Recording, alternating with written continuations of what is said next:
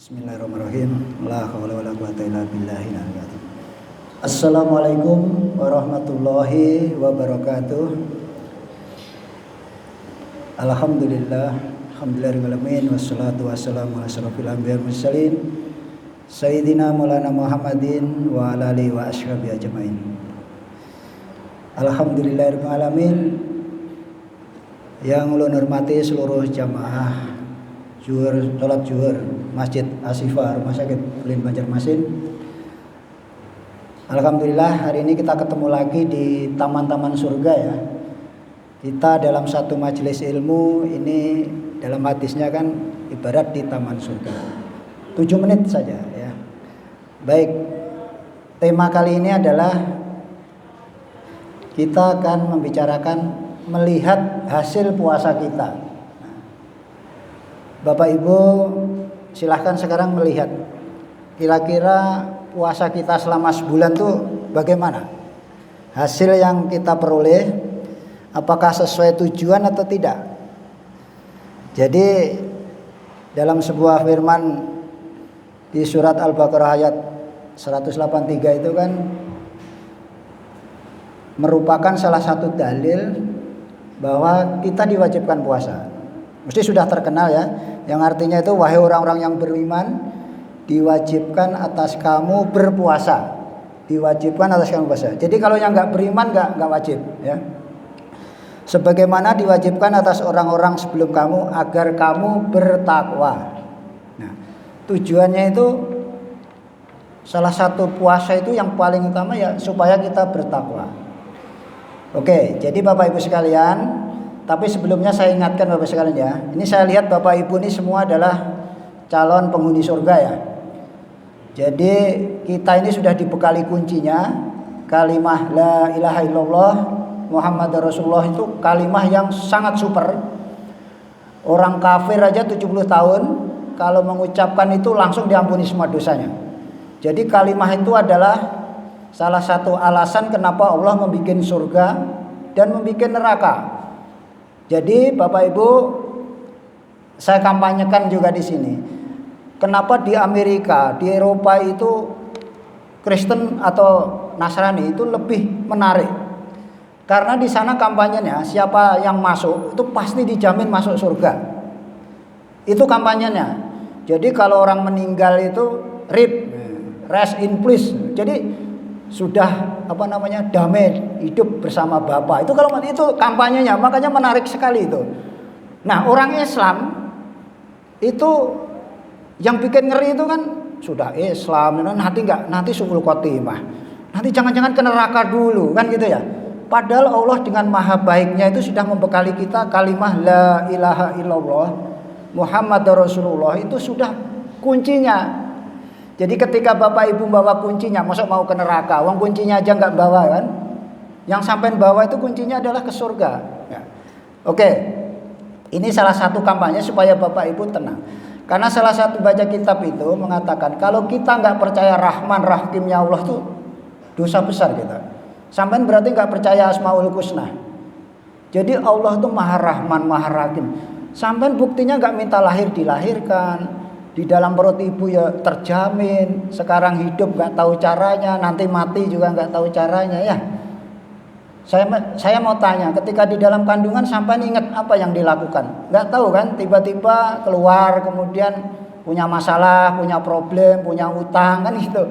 Itu berlangsung sesuai dengan takdir Allah yang terjadi. Nah, Allah memang ngasih ujian. Kenapa Allah ngasih surga neraka itu tes-tesannya ya manusia itu diuji. Apakah taat atau enggak? Makanya kita ada syariatnya. Jelas Allah tidak pernah menyuruh berbuat buruk ya. Baik. Jadi Bapak Ibu sekalian, kita langsung aja karena 7 menit kita evaluasi puasa kita. Coba Bapak Ibu sekalian.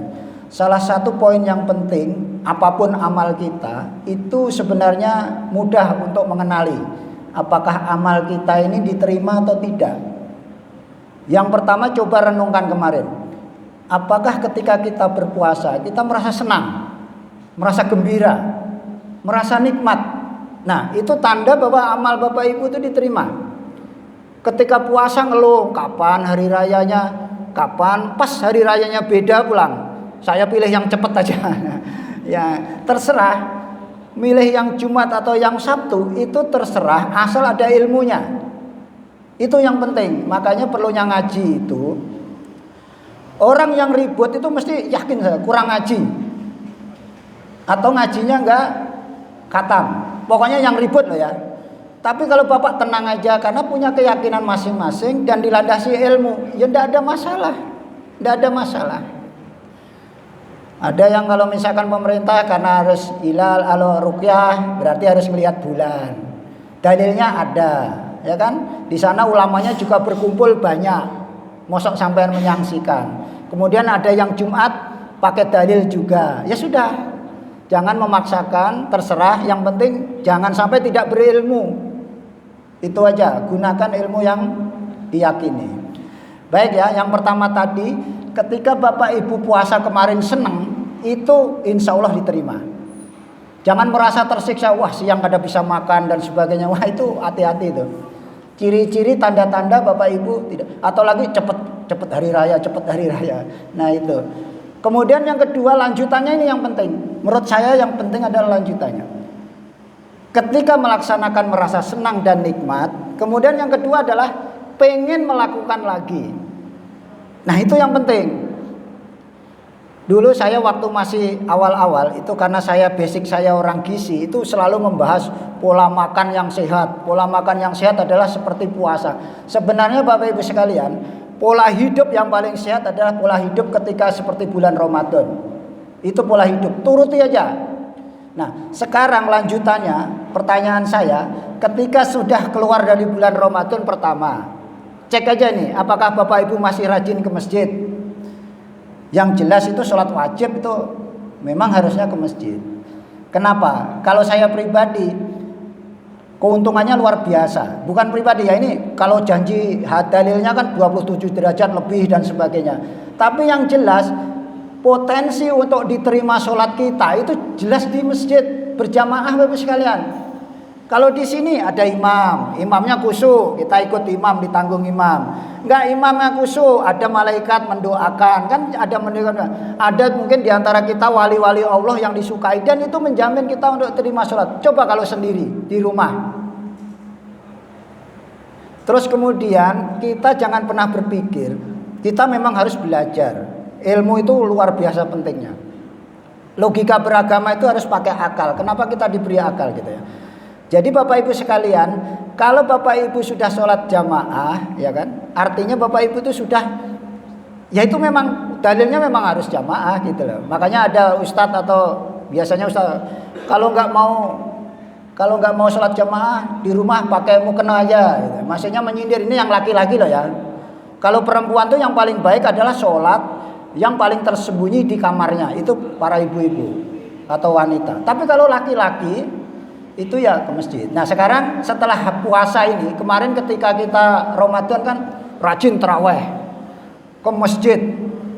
Apakah kita ini teruskan ini?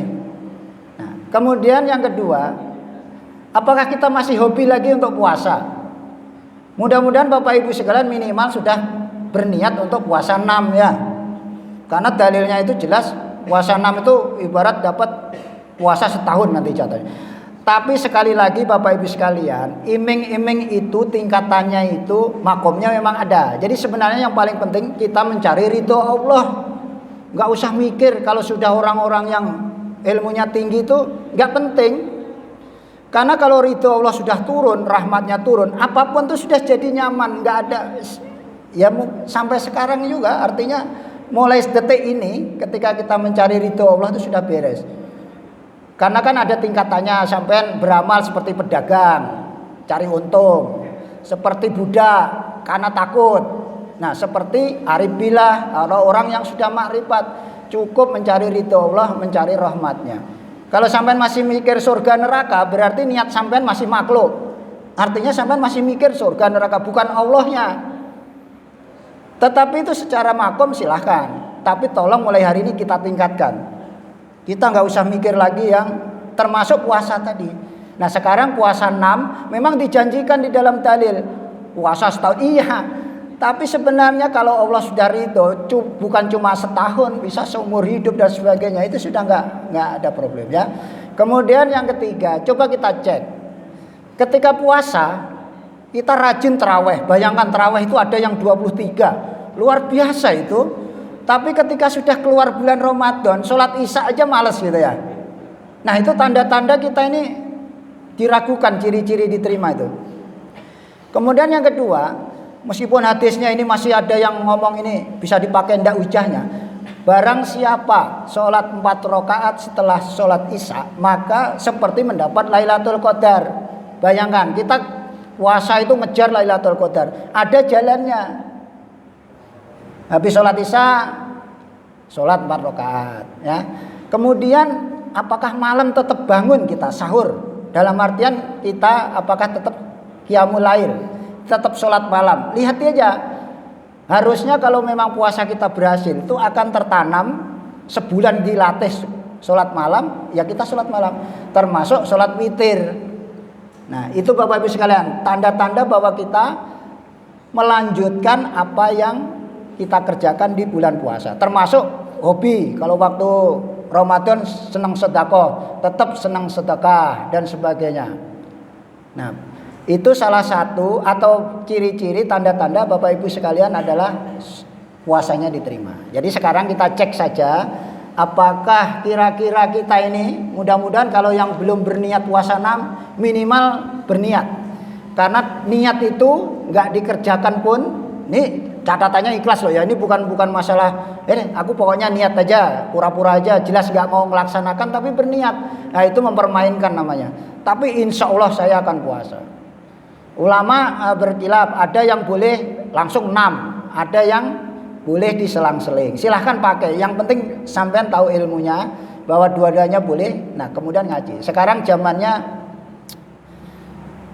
smartphone, itu semua bisa dilihat di situ. Di samping kita langsung ngaji ke guru-guru yang kita percayai. Jadi itu Bapak sekalian ya. Pertama tanda diterima itu adalah kita senang melakukan. Termasuk hari ini Bapak kita tes ya. Hari ini Bapak Ibu sekalian adalah sholat jamaah duhur. Tadi senang nggak ketika sholat? Wah gembira. Pertanyaannya besok lagi nggak? Pengen lagi. Nah itu berarti tanda diterima. Tapi kalau besok enggak, wah ini tanda-tanda yang kurang baik ini. Nah itu contoh ya. Termasuk yang puasa tadi. Baik Bapak Ibu sekalian ya, saya kira cukup sekian. Mohon maaf jika ada kata atau perbuatan yang salah. Kita tutup dengan doa kafaratul majlis. Subhanakallahumma wa bihamdika asyhadu an la ilaha illa anta astaghfiruka wa atubu ilaik. Assalamualaikum warahmatullahi wabarakatuh.